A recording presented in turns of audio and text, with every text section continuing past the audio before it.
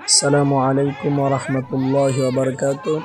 সম্মানিত ভাইয়েরা, মজার একটি খেলা দেখতেছেন।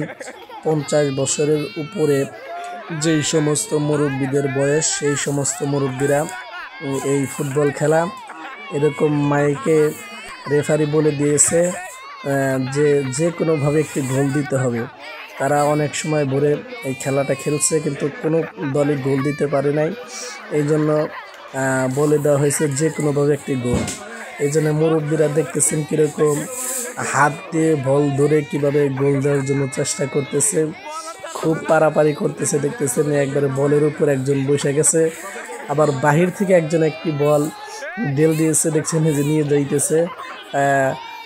বাহিরের বল দিয়েছে, কিন্তু সভাপতি বলছে যে না, বাহিরের বল চলবে না, ওই বলই দিতে হবে। ওই যে দেখতেছেন সেই বল নিয়ে আরও পারাপারি চলতেছে, কিন্তু বল হলো না। গলি লাথি দিয়ে এই বলটি বাহিরে দিয়ে দিল, এই জন্য আর গোল হইল না। মুরব্বীরা গোল দিতে পারল না, দুই দলই পাস করেছে।